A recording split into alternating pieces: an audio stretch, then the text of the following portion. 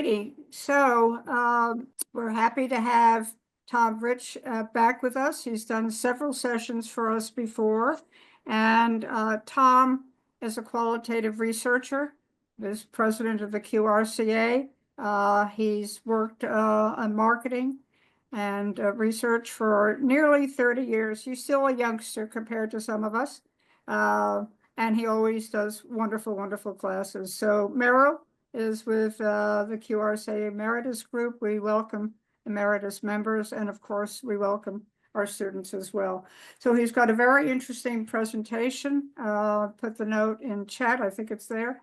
Have questions and comments as we go, and certainly at the end. It's a really, I think, a very important topic, and it's something, one way or the other, we all wrestle with. So, Tom, we welcome you and we turn things over to you. Thank you for being here. Oh, thank you. Okay, and everybody see Harold Lloyd hanging off that clock face? Not recommended, right? No, don't do that. Don't do that at all. There is no recommendation included in pretty much any of the things I'm going to talk about in this presentation. So risk. Yes, I want to talk about risk. It's a topic that I have always found very interesting, and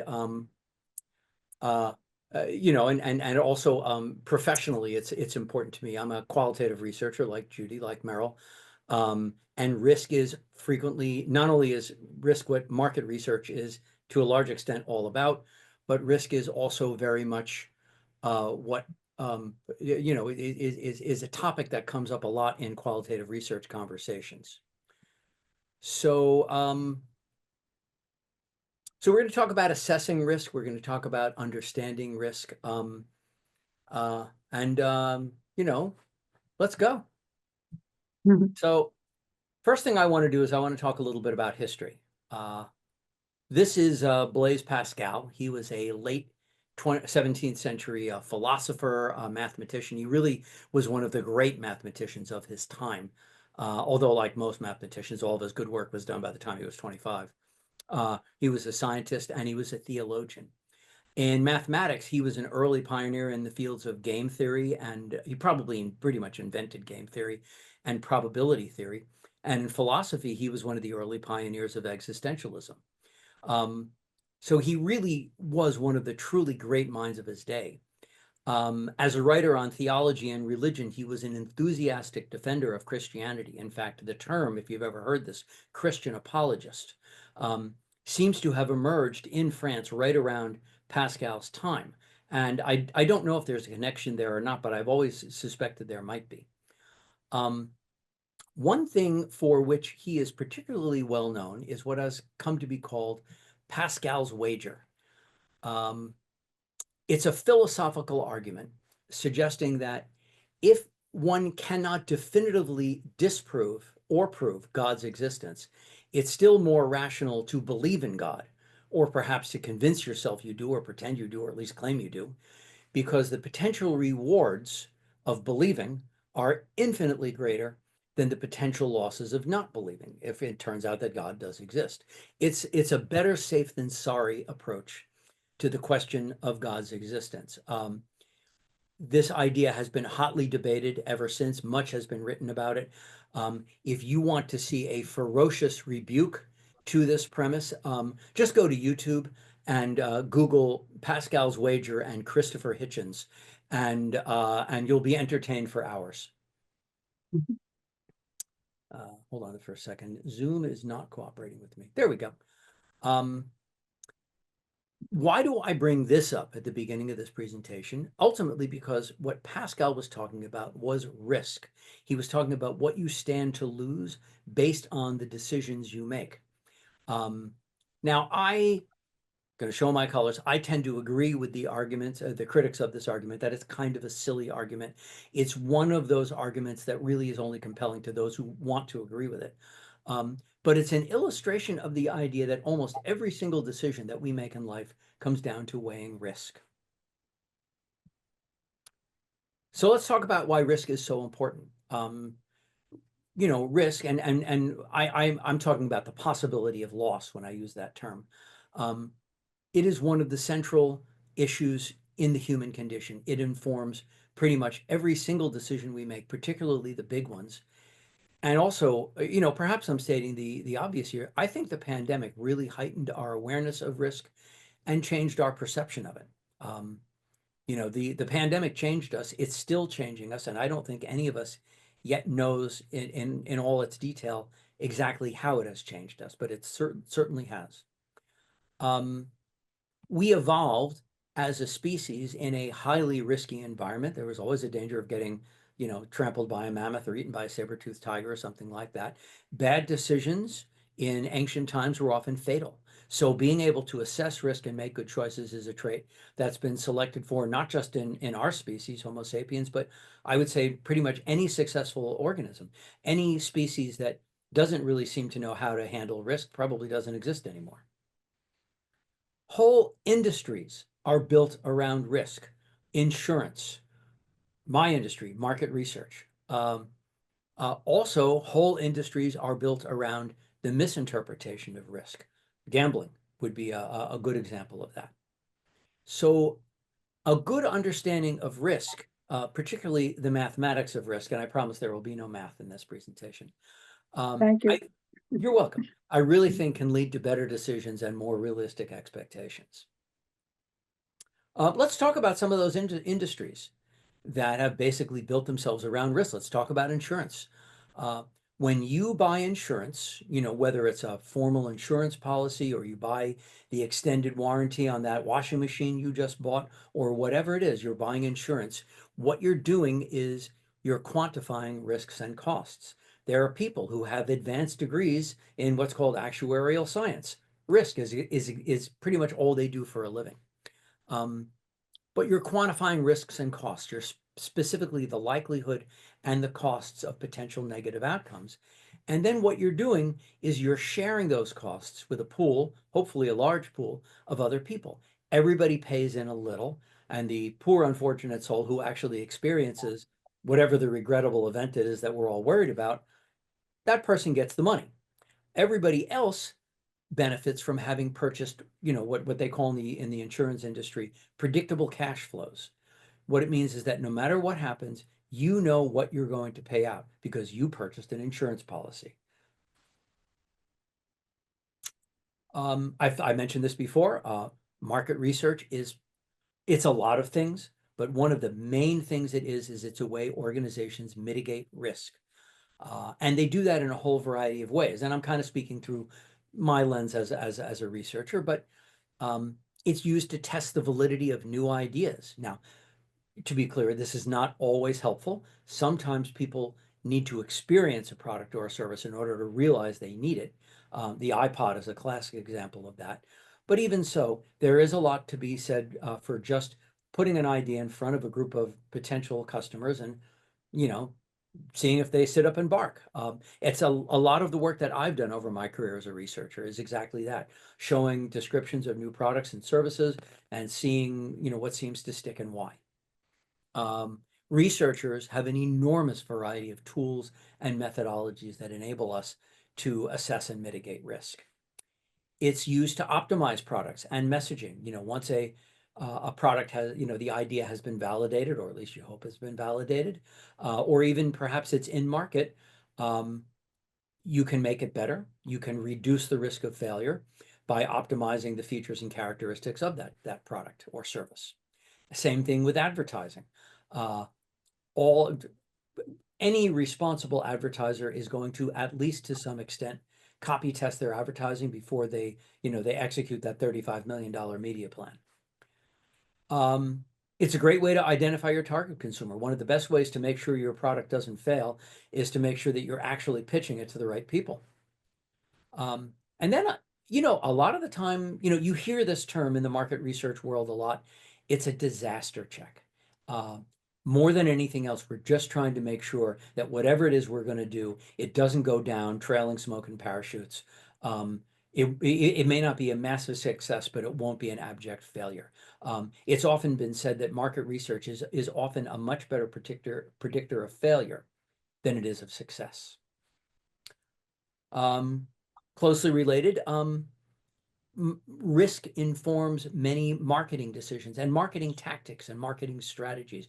Anybody remember this ad, the Michelin tire ad that is up on the screen right now? I see you nodding.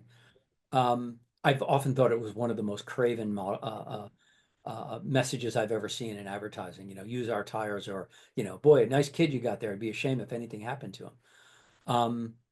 Many products offer either a risk reduction benefit or come with significant risks involved, you know. And if you think about what a brand actually is, and I've always subscribed to the idea that a brand is a promise, that promise serves to mitigate risk. Think about what some of the great brands do promise. Volvo, they built that whole brand, at least particularly in this country, on safety. IBM, back particularly in the good old days when they were selling big mainframe computers that cost $2 million a piece, reliability and stability. Michelin, you know, which you see on the screen there, not only did they sell risk reduction with their tires, the Michelin Guide was originally established as a way that tourists to France after World War II reduced their risk of going to a bad restaurant. And other travel resources since then, the Photos Guide, the Gomeo guides, Yelp, Travel Zoo, all those things are as much as anything about risk reduction, about reducing the possibility of having a bad vacation. McDonald's, one of the big things they sell is total uniformity and predictability. No matter where in the world you go into a McDonald's, you got a very good chance that it's going to be exactly what you expect. Hopefully that's what you like. There's also an element of risk that consumers consider when they're making purchase decisions, particularly if it's something new, or if it's a big outlay, if it's a very expensive product. And so there are tactics that marketers use to mitigate that risk. They will put out coupons, they will do price reductions and things like that. They'll have money back guarantees, they'll have warranties and all that. You know, look at LL Bean, still a very, very successful business. LL Bean is not cheap, but one of the things that you are paying is that they stand, no questions asked, behind everything they sell you. And it's clearly to their customer base something worth paying a premium for. And you can also send something back years after you've gotten it, which is kind of crazy, but that's Yeah. part of the guarantee. It is. No questions asked, unconditional warranty. There's stories about Nordstrom's, which also has always had a very generous return policy. I don't know if this story is actually true, but supposedly once upon a time somebody insisted that they'd bought a pair of snow tires at Nordstrom's, and they made Nordstrom take it back. I don't know if it's true. I like to believe that it is. We were talking about this a little bit before we started the call, but risk plays a central role in medical and health related decisions. Every decision that you make with respect to your health is an exercise in weighing risks against benefits. When your doctor tells you that, you know, they want to put you on some new drug, the conversations that and I talk to doctors a lot professionally, so I know this, the first question almost invariably asked by a patient is, what are the risks? What are the likelihoods of an adverse event? You know, what's at stake here? And only then will they ask about, you know, whether or not this drug is going to do what hopefully it will do. It is also unfortunately true that you see a lot of obfuscation and dissembling and flat out dishonesty from people and companies that have agendas, that want you to buy their drug or use their medical device or use their medical service or something like that. They engage in all sorts of statistical shenanigans, most prominently confusing actual risk and relative risk. And I'm not going to get into that here. But if you are curious about this, go back to YouTube, because everything we know we learn from YouTube. And if you search for a researcher at one of the Florida universities, his name is David Diamond, spelled exactly how you'd expect. And he's got a series of videos that he has done on statins, and, you know, which are used to treat high cholesterol, and explaining in a great deal of detail, there will be math in these presentations, about exactly how the statin manufacturers have overstated the benefits and understated the risks of these drugs. So if you really, really want to ruin your day, go to YouTube and watch that. Okay. Closely related to healthcare is the clinical testing of drugs and medical devices. It's a huge industry, $26 billion in 2023. I think most people are not aware of this, as the companies in this industry tend to keep a very low profile. But it's important to remember that before researchers can test a drug or a device for efficacy, they are required by law in virtually every country, and certainly this one, to test for safety. That's what they have to do first. So before they can look at potential rewards, they have to look at the risk. Anybody recognize the this image, what movie it's from? It's about a God. medical experiment gone horribly wrong. It's from The Fly, Mhm. 1958, before my time. Thought I'd mention that. The field of economics is particularly preoccupied with risk. Um, it's often said that economics is at its core the study of incentives. Incentives are often how either we reduce risk or we compensate for it, particularly at the society and the country level. Think about how we use the tax code and how we use systems of fines and penalties to either encourage or discourage certain kinds of behavior. The philosophy behind much environmental regulation um, is that because it is so unlikely that polluters are going to get caught, and it really is, it's very rare for a polluter just to get nabbed red-handed. Most regulations, what they try to do is they try to make the cost of getting caught so high that even though the likelihood of getting caught is so low, it's not worth the risk. Risk is also important to how we think about the intersection between morality and risk. And economists have a name for this. They call it this principle moral hazard. It's an idea that essentially says that if all of the risk is taken out of a decision or an action, people are likely to act in a harmful or an antisocial manner. Now, whether or not this is actually true, maybe, maybe not. I have read enough that suggests to me that moral hazard may be overblown, but certainly when you see, arguments about health insurance and whether or not, for instance, we should have universal health care, whether or not we should just be giving health insurance to everybody, a lot of the arguments you see across the political spectrum about why we shouldn't is that if we give people unlimited free healthcare, they will overuse it. They'll just start doing everything they can think of and will just start hemorrhaging money. Experience in other countries suggests that that is not true, but it's an easy argument to make. If you've bought a pina colada that includes free refills, the theory of moral hazard says that you're going to drink as many as you want, regardless of the consequences. So, let's move beyond the interesting. At least I thought that was interesting. I hope you did too. Let's get to some stuff that I think is a little bit more practical. I want to provide you here with some knowledge that'll help you assess risk more rigorously and make better decisions. So the first thing that I want to talk about is the errors that we all make when evaluating risk. There are a lot of them, but I'm going to go briefly into 5 of them here, and I'll recommend a resource for you afterwards where you can read about them all in a great deal of detail. We tend to prioritize our personal experience over rigorously acquired data. Our understanding of statistics is not that great, and I plead guilty to that as much as anything. When in school, I always struggled with statistics. There's a reason I'm a qualitative researcher and not a quantitative researcher. It's very easy to confuse correlation and causation. I'm gonna have a bit of a rant about that later, so get ready for that. We tend to misinterpret coincidence and randomness. And we have misconceptions about probability, what it is and what it means. I'll say it again. We all make these errors. Please don't think that I'm sitting here right now feeling superior to everybody else. I definitely don't feel superior. I make the same mistakes as everybody else. These are entirely human errors.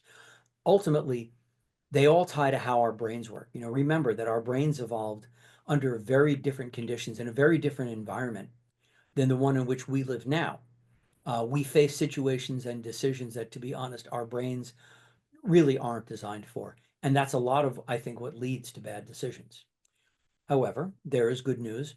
We can, to a certain extent, protect ourselves from these errors. And I would say that 95% of what you need to do that is simply to have knowledge and awareness of these errors. So let's talk about these 5. Personal experience over data. I bet you every single one of this has done this. In fact, I'll bet you every single person here does this regularly. I think it's just human nature to give undue weight to personal anecdotes instead of those numbers on a page somewhere. An example, the rate of people in this country who still don't wear seatbelts is surprisingly high. I think it's in the neighborhood of 25%, something like that. Look it up, you'll find it. Anyway, and often, and I did this as a researcher once, so I'm speaking from knowledge here. When you ask people, why not? And they'll say something like, a friend of mine once survived a crash, or, I never wear my seatbelt and look at me, I'm fine. I still have my teeth and everything. And that means more to them than the overwhelming evidence of seatbelt safety. So knowing how to assess anecdotal evidence and when to pay attention to it and when not is really a key skill. Because the truth is, sometimes your personal experience really is the most important thing. If you started taking that drug that your doctor recommended, and next thing you know, you're having terrible, gastrointestinal distress, that's an N equals 1 experiment, but the 1 is you, so it's probably worth paying attention to. Let's talk briefly about statistics. There's more mistakes that we all make with respect to statistics than I can get into here, but I'll name a couple that I think are really important. One is we misuse averages. We confuse the mean, the median, and the mode. So what are these things? I said there wasn't going to be any math. Okay, there's a tiny bit of math. The mean, what is sometimes called the arithmetic average, is the sum of all the values that you've got in front of you divided by the number of values. I bet you everybody here knows how to compute an average. The median is the middle value when you arrange all the numbers you have in order.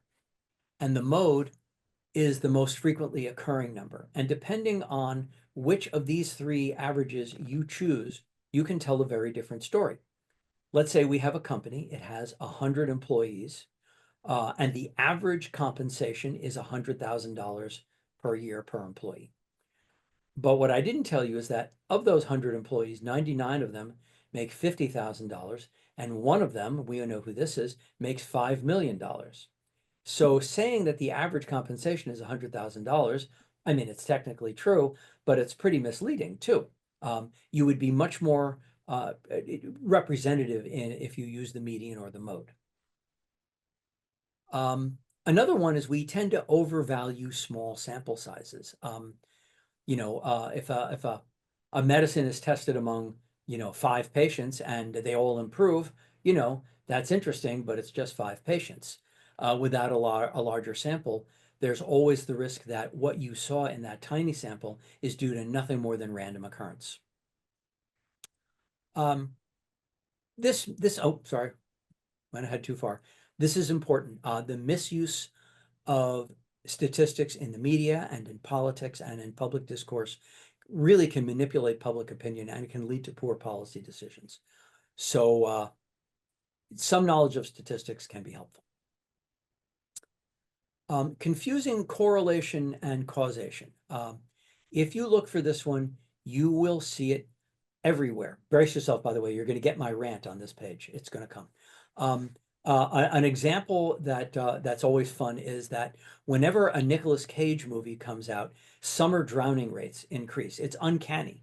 And it would be easy and tempting to say, oh, well, clearly there's something about Nicolas Cage that's leading people to drown in swimming pools.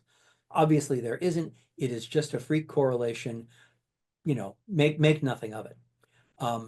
The field of nutrition science is rife with this error. In fact, it has been institutionalized and legitimized with the establishment of something that some nutrition scientists call the field of nutritional epidemiology. Scientists in pretty much any other field of science will tell you that nutritional epidemiology is an outrage and a disgrace and isn't even science. But it has stuck. It's not going anywhere. So when you see any kind of media coverage of the latest study on something related to nutrition and health, there are two words you need to look for. One is associated and the other is linked.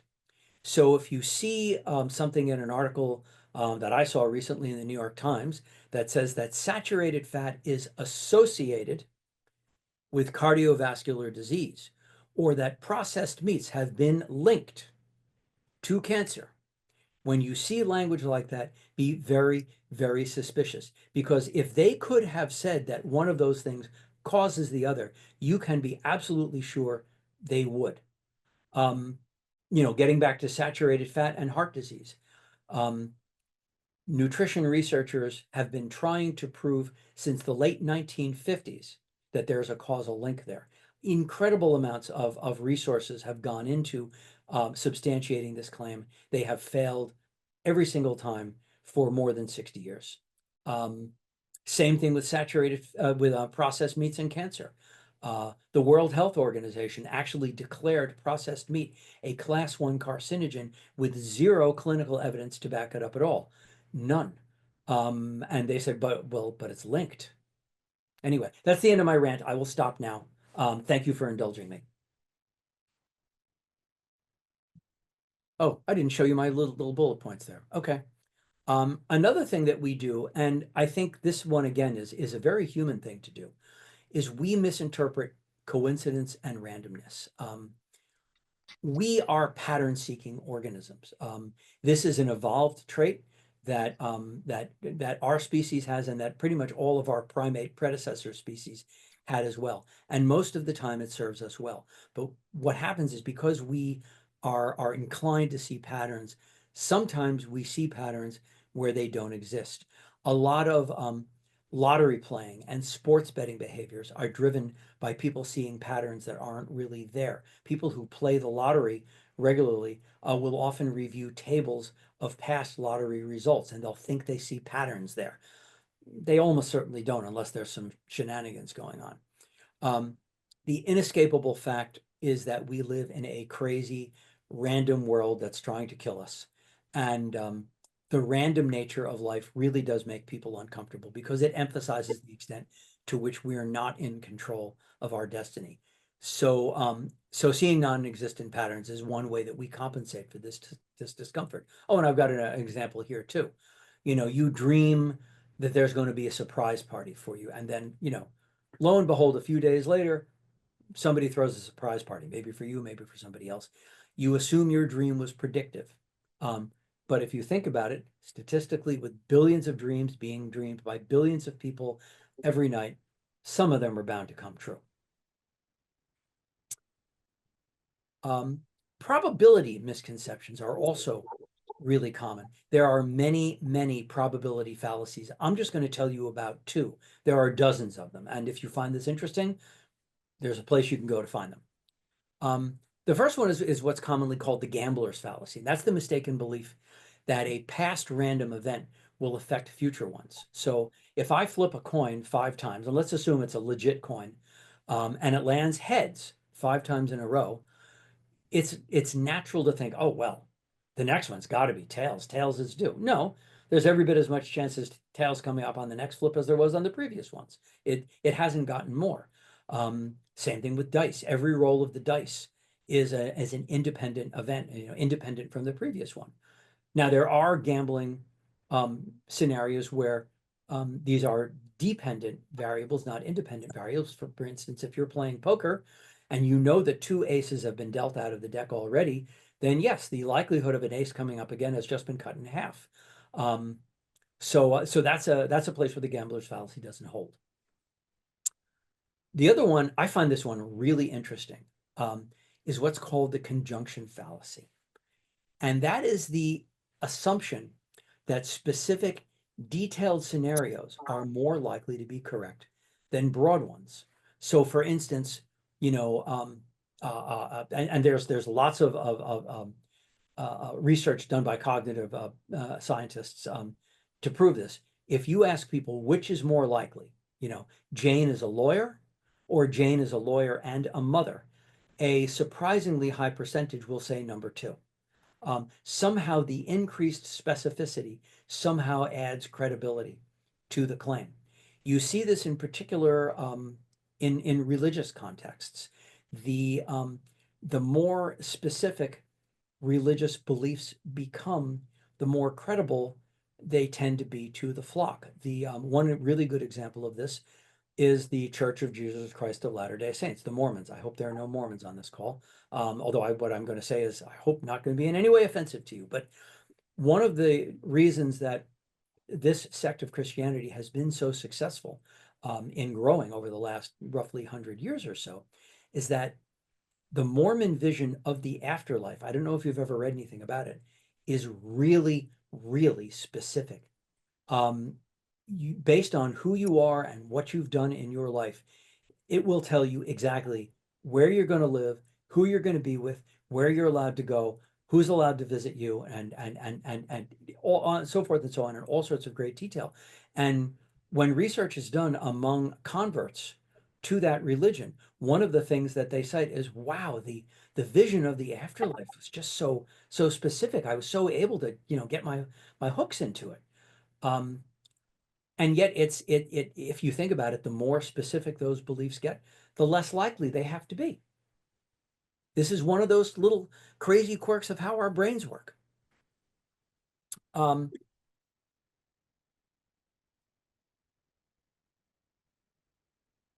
Those are, pardon? Okay. There are a few others that I decided not to get into on this call because I don't want your heads to explode. Misunderstanding large numbers. It's very difficult for us to grasp, numbers. Like if the lottery's, the current lottery jackpot's $100 million. Oh, wow, that's such a big number. It's got to be a great bet, right? But the odds of winning are 1 in 300 million, so it's actually a terrible bet. But large numbers are just pretty much impossible for us to grasp on an intuitive level. Underestimating exponential growth, which we see in our world all around us, confusing absolute and relative risk. All of those are common mistakes that I'm not going to get into any detail on. If you would like to know more about them, read this book written by that crazy looking guy over on the left there. It's called Innumeracy. It was written, I think, back in the 90s. John Alan Paulus, he's retired now, but he was a professor of mathematics at Temple in Philadelphia. This is a really good book. Tom, I can't read his name on the cover. John Alan Paulos, Paulos. Say that again, please. Paulos. Okay, thank you. Sure. It's a great book. He's a great writer. It's a really fun book. It's very well written. It's totally understandable. And I promise you it will make you at least a little bit smarter, if not a lot smarter. I'm going to talk a little bit now about, and by the way, as Judy mentioned, if anybody's got a burning question, please, please feel free to jump in, because I seem to be running, I seem to be getting through this pretty fast. Anyway, okay. Ultimately, virtually every decision we make is an exercise in risk assessment and mitigation. Sometimes you can just make the decision off the top of your head. It's not so complicated that you can't do that. But I think decision-making tools that focus specifically on risk are really helpful to making good decisions. So I'm going to tell you about a few. And there's a whole lot of tools that I'm not going to tell you about. Decision trees. I learned about them in business school. They're interesting. They're complicated. You want to know more about them, there's lots of source material on them. I'm going to start out with the simplest idea of all, which is just, I think when you're facing a big decision, put it on paper. There are a lot of ways that you can do this, ranging from super simple to very complex. If nothing else, you can just capture the various possible decision alternatives that you face, and then maybe the potential outcomes. And one of the things that I think it's really important to think about is the importance of those outcomes and the consequences thereof. How big a deal would a negative outcome be? Oh, decisional, yeah, pros and cons. Oh, yeah, possible outcomes, consequences of outcomes. So the question is, how big a deal would a negative outcome be? Is it, hey, nothing I can't handle if it actually happens, or it would be totally devastating? And I'll give you an example of this. Your retirement nest egg. One thing that it's important to think about is how you're going to break apart your retirement savings.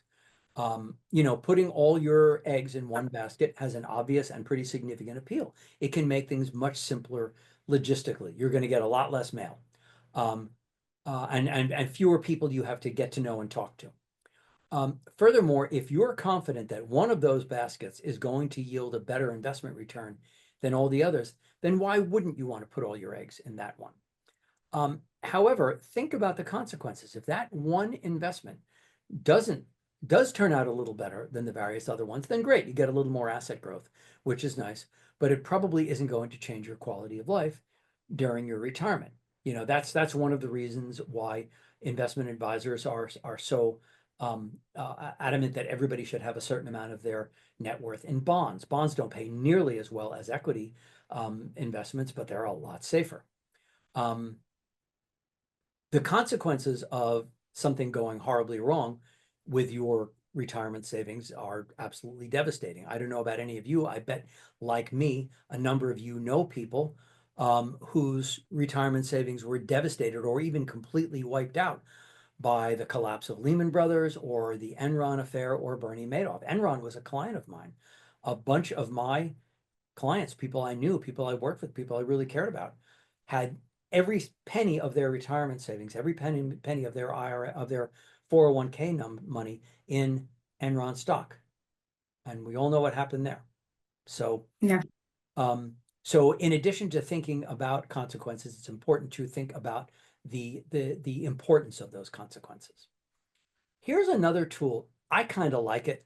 And I'm curious to know what you think about it. I use it, I would say, once every month or two, I find myself doing that. And it's called the Decision Outcome Matrix. Often it's more than what a situation calls for, but sometimes it is just the thing. And I'm going to do one for you, and I'm going to do it on Pascal's wager. Remember that from half an hour ago? So first thing you do is you draw a grid. In this case, you've got two potential decisions and two potential outcomes. So all we need is a 2x2 grid. You can make the grid as big or as small as you need it to be. You put the decision alternatives on the left. Either you believe in God or you don't. And you put the consequences, the possible outcomes, sorry, across the top. Either God exists or God does not exist. And then you fill in the boxes with the consequences. So if you believe in God and it turns out, hey, God really does exist, well, hallelujah, literally, hallelujah, you're going to heaven. If you believe in God and it turns out God does not exist, nothing happens. You don't believe in God and it doesn't work out, it turns out God exists, not good, not good at all. If it turns out God doesn't exist, nothing happens. So this is the heart of Pascal's argument. Like I said, there's lots of people who would be happy to refute this argument, but this is basically, I think, what Pascal was thinking when he made this argument, being a particularly brilliant and rigorous thinker as he was. This is another tool that I like. It's called the Perceived Risk Categorization Model. I use this a lot, not just in my personal life, but as a market researcher. This is one of my go-to tools, and I really like it.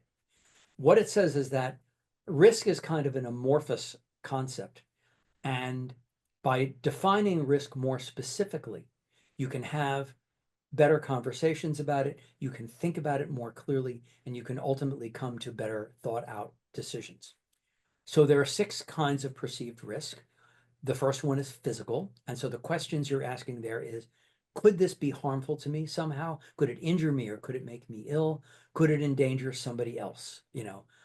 Is there some sort of physical injury at play here?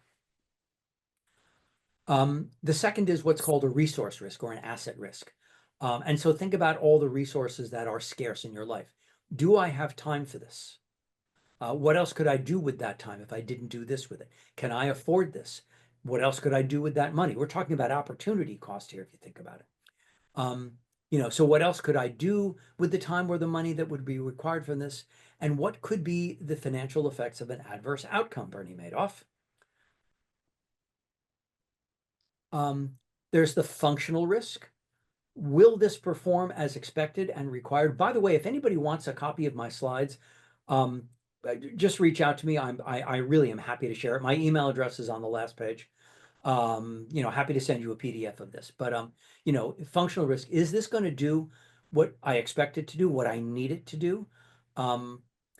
What are the chances of it failing to do what I need to do? And what would be the ramifications of it? If this thing fails, if the Ronco Vegematic does not actually make thousands of julienne fries, how big a deal is that? Then there is psychological risk. These are the more amorphous ones on this page, by the way. And that is where people are asking themselves things like, am I doing the right thing? Which actually ventures even into the moral territory. What does this say about me as a person? Will this decision affect how I see myself? Will, that whole trope about being able to look at yourself in the mirror, that's really, when you're asking yourself that, you're assessing psychological risk. Emotional risk, closely related. Could this make me sad? Could I experience just, the depths of disappointment? And do I, right now, at this point in my life, have the emotional reserves to handle this if it works out badly? One of the things that was documented during the pandemic was that people seem to be less willing in all aspects of their lives to take risks. And one of the reasons frequently cited for it is that right now, I just don't think I can handle it if it doesn't work out.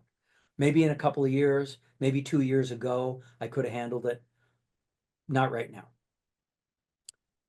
And then finally is social risk. This is your standing amongst your peers. How will this affect how others see me? What if my mother knew that I had done this? As a rabbi I know once said, this is a question you should ask yourself whenever you're planning some sort of risky course of action. How would I feel if my mother knew I was going to do this? What will this do to my standing within the groups and organizations with which I'm associated if this comes out? Social risk. Like I said, as a researcher, I use this all the time. And let me talk about that now. Let me talk about the role that risk plays in my field, qualitative research. Risk, I think, is central to what I do as a researcher. First of all, as I observed before, market research in the broadest sense is an industry that is all about helping clients and organizations mitigate risk. But in addition, because of so much of what I do is about helping my clients understand the why, how their customers make decisions, understanding how they assess risk, understanding the errors that they might be making in assessing risks and outcomes. This can be instrumental in understanding the algebra of their decision-making process. So I need, as a market researcher, I need to be able to talk to people about risk. And the question is, how do you broach this topic? It's often not easy. So let me tell you a little bit about how I initiate conversations about risk. And I'd love to hear other people's thoughts about how they do this as well. One of the things that makes risk such a tricky topic is that it is emotionally loaded. It forces us to confront emotional things like illness and death and destitution. It also forces us to confront uncertainty, and we really don't like uncertainty. There's this whole phenomenon that you see that of the idea that a bad answer is better than no answer. And I'll go back to nutrition, to be a broken record here. But one of the reasons that people are willing to accept nutritional advice that is based on little or no data is because they want to be told what to do. They want an answer, and they don't want to hear that, honestly, we really don't have an answer. What should you eat in order to give yourself the best chance of optimizing your health and lifespan? We don't really know. We have some clues, We have bits of data, but the dirty little secret of nutrition science is that there's almost nothing that we actually know for sure. And people don't like uncertainty. I've had conversations both personally and professionally with attorneys and financial planners and accountants, and they also find risk to be an important topic to their clients, and they don't really know how to discuss it. Talking about risk forces us, among other things, to confront our own fallibility. We don't like to think about the possibility that we could make a bad decision. So how do I do it as a researcher? How do I find entry into these conversations? One thing that I do is I ask them about hopes and fears and worries. I find a great question to ask, a question that I don't think I've ever had anybody, shut down or react badly to, is what were you hoping for when you made that decision or when you did that thing? You could ask, what are you afraid of? That might be a little bit risky, but certainly worry seems to be a less loaded word than fear or afraid. So I might say, was there anything you were worried about? And then what I typically do is I just shut up and I let them talk. The other thing that I like to do, and this is what I'm going to finish up with, is I really like to talk to people about trade-offs. Sorry. One of the other things that I do, I'll go back to those 6 perceived types of risk. I will directly ask about that. I will, in some way or other, I'll say, were you worried about some sort of physical harm? Were you worried about, what might happen if people knew about this? Sort of working my way down the perceived risk checklist is another really good way to ask about this. But finally, I like to talk about trade-offs. One of the things that I've come to learn over the years is that we frequently see the decisions that we face in terms of trade-offs. Once upon a time, I worked on the introduction of the Keurig coffee maker, and it's interesting to listen to coffee drinkers. I'm gonna have a sip of coffee here. It's interesting to listen to coffee drinkers talk about the trade-offs that they consider when they decide whether to use their Keurig machine to make a cup of coffee, or to make a pot of drip, or to go over to Starbucks, or to stop at 7-Eleven. And all of those things, you're trading off, all the various, what I call the trade-off currencies. So you're thinking about time, you're thinking about energy, you're thinking about money, you're thinking about performance, and you're thinking about self-esteem. And decision making is often an exercise in trying to find the optimal balance among all those trade-off currencies. But the interesting thing is that frequently when people think about trade-offs, they're not weighing benefits against each other. What they're really weighing is risks. So that's what's behind the title of this talk. What's the worst thing that can happen? That's the question people frequently seem to be asking themselves. What's the most egregious outcome, that I could see? And that's kind of where their thought process starts. And it's often, therefore, well, I'll start with them. That's pretty much all I've got. I know this is a chatty bunch, so I'd love to hear any questions you have. There's my email address and my phone number. And if any of you want to send me a letter through the United States Postal Service, there's my mailing address. Please feel free to do that. And there's my website. But who's got questions or thoughts or anecdotes or wisdom they want to share? So many questions have arisen because of your talk. Number one is, I take a slew of vitamins and minerals and all the rest of that stuff you put in your coffee. And I really don't believe in it. I don't think it really helps you, yet I'm in great shape.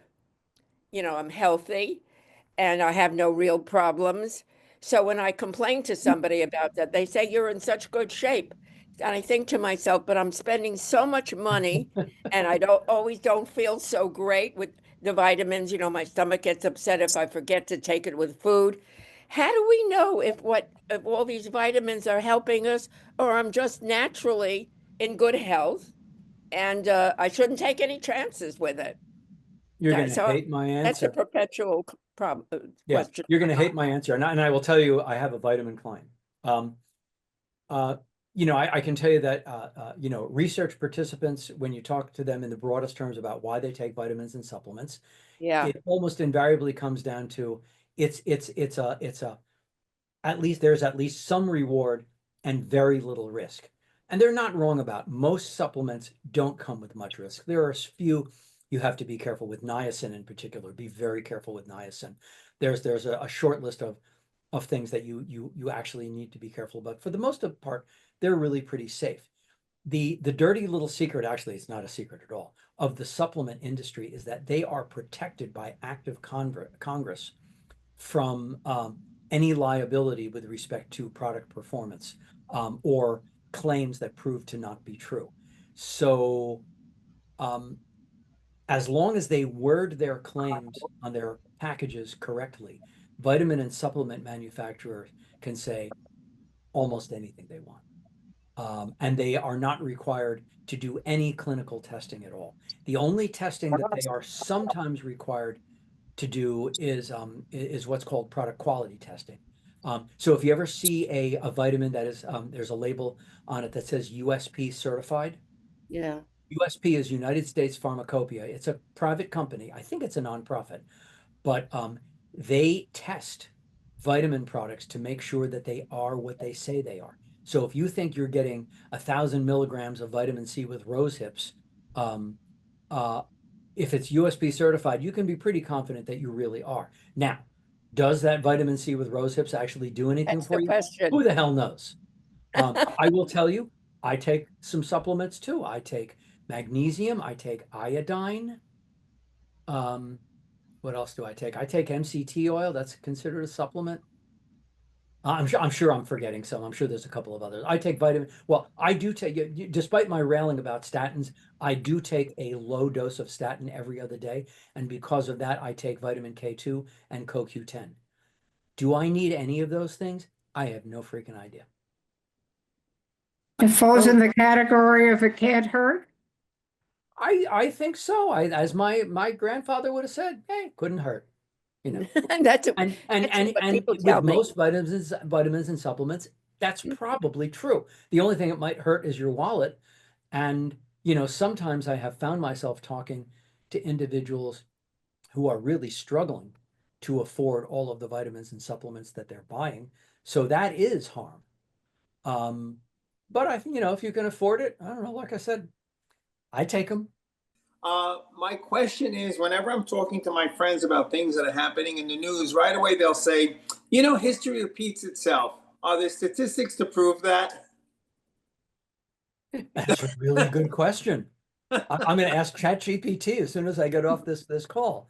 I mean, look, you certainly could argue that we thinking that history repeats itself is us finding patterns because we are pattern-seeking animals.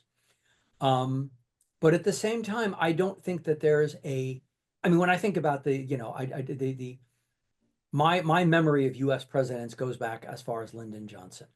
Mm-hmm. And I've studied the presidents a little bit. I'm not an authority on them, but I think that every single president that I know a certain amount about faced exactly the same challenges as at least a couple of other presidents before. So, you know, it's easy to glibly spout something like that. You know, history repeats itself.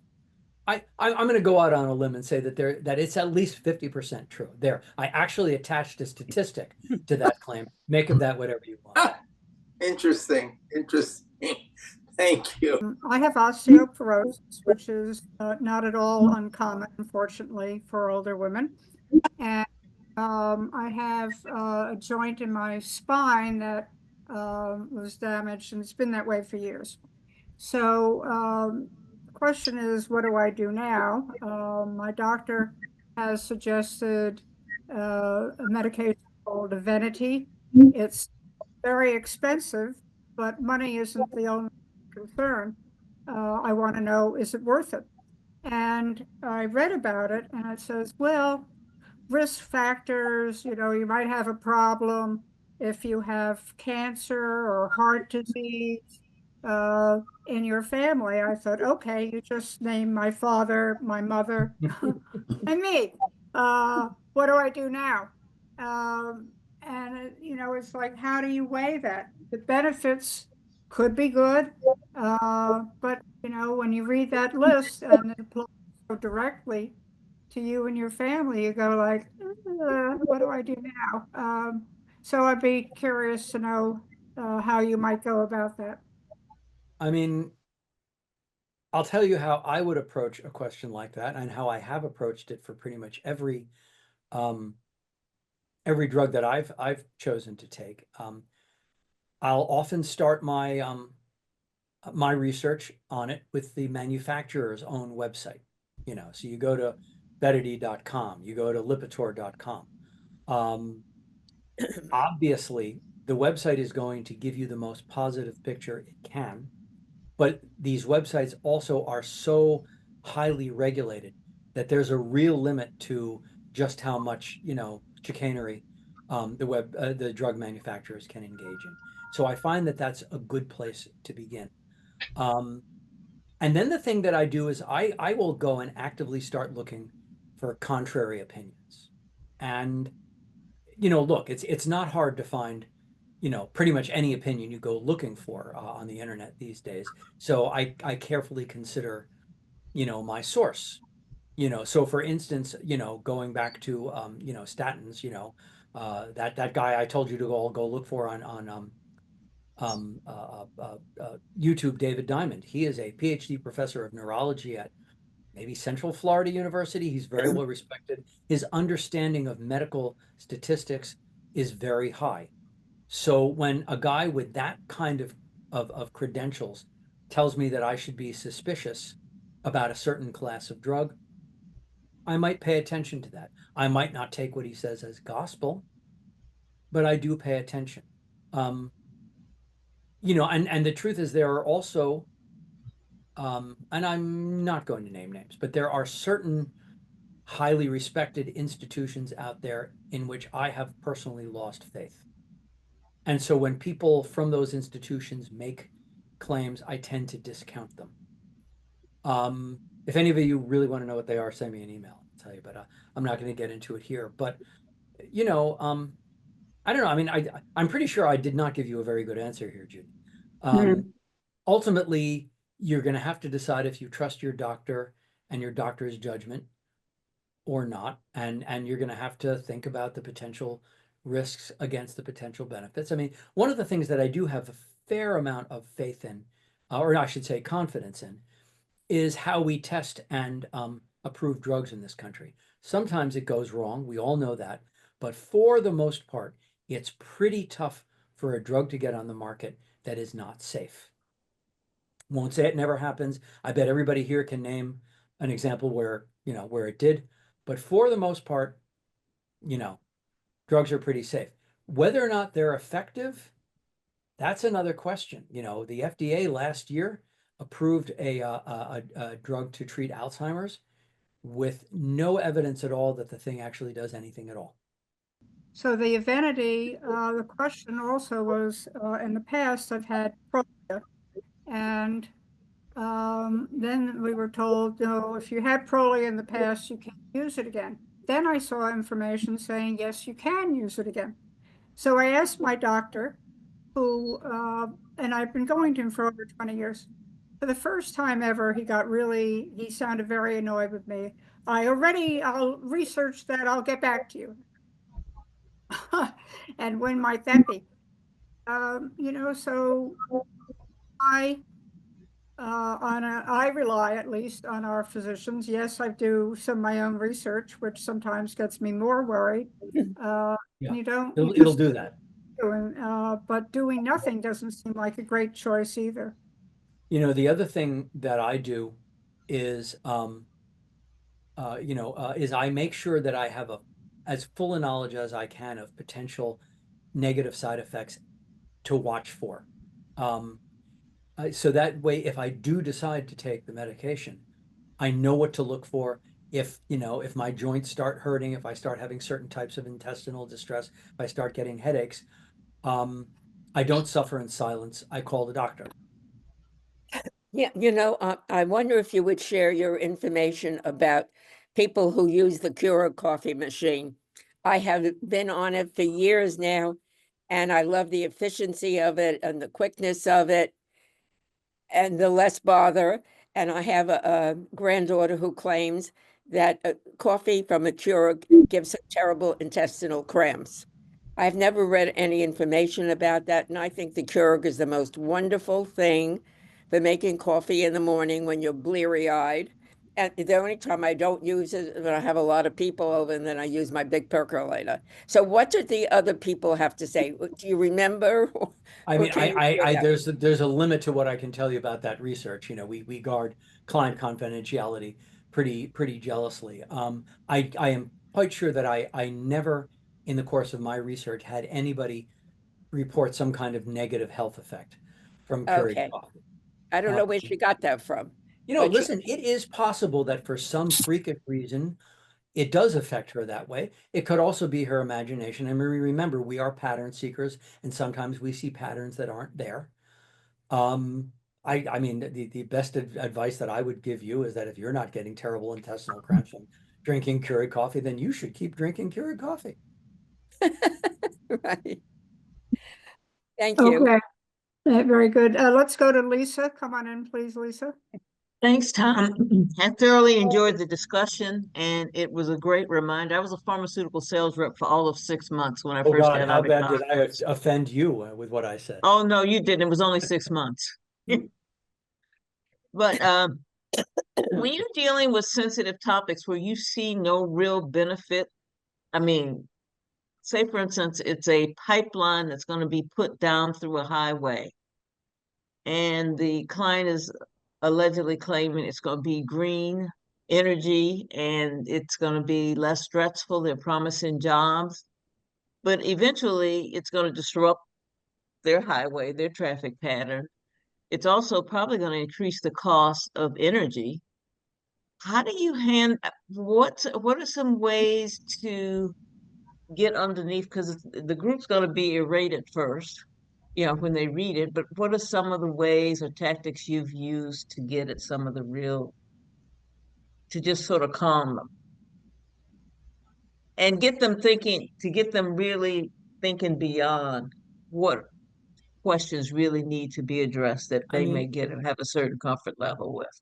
I'll give you a two-part answer. The first answer is that when I am testing as a researcher, descriptions of things that make claims, I will always ask the client, is there any way to substantiate that claim? And they will say it, and they'll share that with me. I don't always do that, but I do it a lot, particularly if it's a claim that, raises my eyebrows.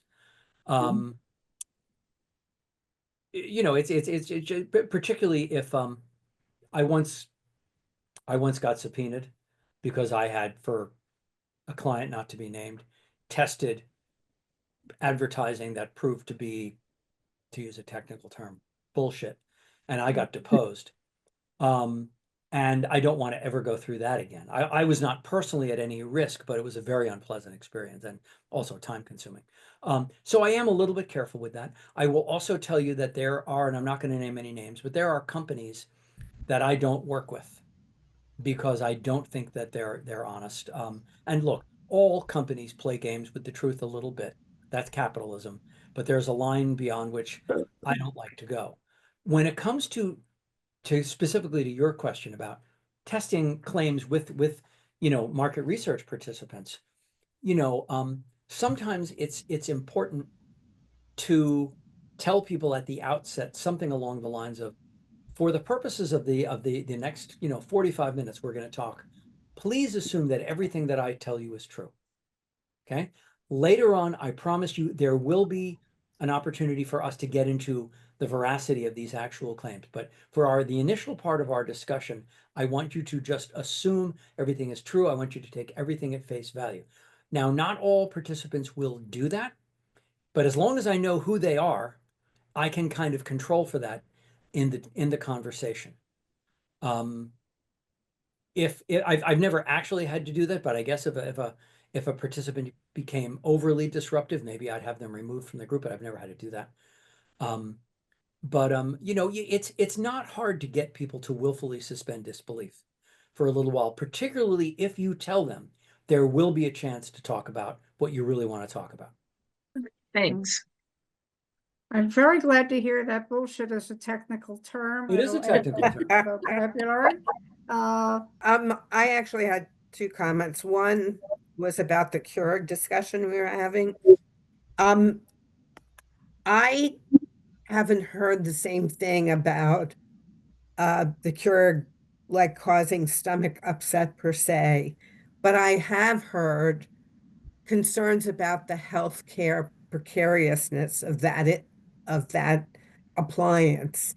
And I think it has to do with the fact that when you use it, there is or there's resting water in the tank, that there is a problem with that. And so I think it has a lot to do with how well you clean it, how often you clean it. Sure. And of course, which makes it less convenient than if, you know, I think people think if you pour water into it and it's just water, that there should be no problem. But it's like the humidifiers. You hear the same thing about humidifiers, that there's something about the residue in those tanks that potentially causes a problem. Yeah. Among other things, So- you can get mold growth. Yes, That's a exactly. particular risk with CPAP machines. If anybody here either uses one or knows somebody who does, really important to clean your CPAP machine regularly, because Right, you could, there have been reported toxic mold reactions. right.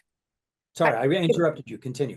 No, so anyway, that was my point. My point was that that's where I've heard the health issues coming up with regard to the coffee makers. And I have heard the same thing about the CPAP machine. And at any rate, so I think that is something we all have to be Well- cautious about.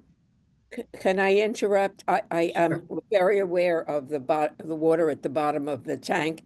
And so what I do is at least once a week, I deep clean it. And I do change the water and I put the de-escalating liquid in it.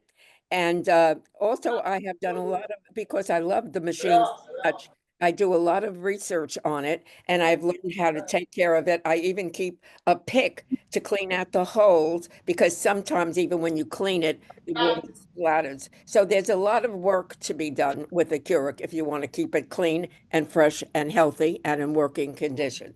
How do you clean it out? What do you put in there? Take the tank off and put it under running water and clean it out with a long bottle brush. That's what I do anyway, at least once a week. It's There well worth. are YouTube videos of very earnest people showing you That's in what I great did. I detail went on how to YouTube. clean your Keurig machine. Could use The other criticism that you see commonly about the Keurig machine, and Meryl, I think you have another thought you want to share, so I haven't forgotten about you, is that the K-cup is kind of a bit of an environmental catastrophe. It's not in any way recyclable or anything like that. And my understanding is that there is at least some truth to that. But on the other hand, you can get your own little reusable K-cup to put into your Keurig machine. And we do that. I mean, we also use the pre-made K-cups, I will admit it. But we've got a little reusable metal cup that pops right into the Keurig machine, and I'll put a couple of spoonfuls of ground coffee in it, and make my coffee that way. You use regular ground coffee? Is Yes, that what Cafe you got? Bustelo. That is the preferred coffee of Thomas and Rich and Associates. Okay, thank you. Okay, and it was wonderfully presented and very engaging, and it's an important topic. One of the things that I've always appreciated was the FDA chair way back in 1973, who instituted labeling on food packaging, on cans. And for somebody who has a special diet like low salt and also sugar, I use it religiously.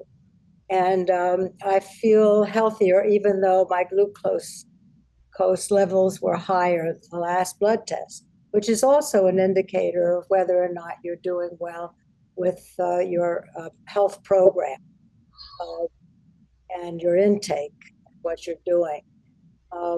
So I really appreciate, I even looked them up to find out who actually did it, because I think it's one of the Yes. far-reaching innovation. And then I found out that it is the FDA who makes sure that because there is this question of whether or not the manufacturers are putting in the amounts. And so the FDA is supposed to be able to do that. It's a humongous job. Okay. Anyway. You know, that is what's called the Nutritional Labeling and Education Act, the NLEA of 1973. It was an act of Congress. And I agree with you. I think it was a very good thing. It is important to remember that there is a certain amount of variation that you'll see in the nutrition statement on a label, because, you know, ingredients vary, manufacturing processes vary. So if you see something that says it only has 1 gram of sugar, might be 1.5, might be 2, who knows? The other thought that I will pass along regarding your blood sugar, by the way, is that, you know, I assume you're probably talking about your hemoglobin A1C blood sugar number. And that's a good number. That's a 30 to 90 day average of your blood sugar over that period of time. Something that I personally found to be incredibly helpful, much more than I ever thought it would be. I mainly did it, you know, for just to see what would happen, is the continuous glucose monitor. I don't know if any of you are familiar with that, but that is a little medical device that tells you in real time what your blood sugar is 24 hours a day. And I found that to give me some really surprising information. There were a number of foods that I used to eat that I thought were really helpful for healthy for me, that the CGM told me were not. So I stopped eating them, and I have definitely been able to improve my metabolic health from having that thing. It actually Interesting. tells you the specific product that is causing the problem. No, it won't. But what it will do is this: if when I used to eat oatmeal for breakfast every morning. I don't eat breakfast anymore, but back when I did eat breakfast, I ate oatmeal. I had this idea that oatmeal was a health food. Yeah. And maybe for some people it is. But I saw, and I did this like 3 days in a row, I saw with the CGM, my blood sugar go from 76 to 215 or more. Wow. Within 30 minutes of eating now it corrected very quickly thereafter. In about 15 minutes, it was back down at 76. But that doesn't change the fact that I got a spike of 215 or more when I ate. And there were a bunch of other foods that I also figured out, you know, guess what? Maybe it's healthy for somebody. It's not healthy for you. And so my blood sugar numbers are much better now than they used to be. Okay. Was it the oatmeal or the things you put on it? Well, in the interest of science, I ate it plain those days. I ate nothing but oatmeal made with water. That's surprising. That really is. Doctor too, not to eat oatmeal or even potatoes. I have to go. I do it now, and I was a meat and potato guy and girl, and now I've changed my diet. I used to be a meat and potatoes guy too. Now I'm just a meat guy. And now I'm more of the potatoes. I've taken medicines that say on the warning label, in extreme cases, could be fatal. That scares the crap out of me. You'd think, wouldn't you? And I take it. Like, are the drug companies, you know, directed to put that, like, just to protect themselves? Yes. It's what you're probably talking about is what's called a black box warning. There is a certain statistical threshold over which the FDA will require a drug manufacturer to put a black box warning on their drug, because there are certain, even if they're quite rare, there are certain very severe reactions. All of those GLP-1 agonist drugs that are, you know, in the news, and that everybody seems to be taking right now, every single one of them has multiple black box warnings on the label. I'm sorry, Tom, what is it? That's the black- The GLP-1 drugs, Ozempic, Mounjaro, Wegovy, Oh, Zepbound, all of those. Those are drugs that are, I've done a lot of work on those. What I can tell you is they really are pretty safe, but I wouldn't say they are risk-free. Okay. Thank you. Okay, well, thank you for a very interesting and rightfully complex and helpful discussion. And let's hope everybody has a healthy future. We all want to thank you, Tom, and we hope you come back soon. Thank you. This And was no fun. risk in thanking you. Bye-bye. Take care.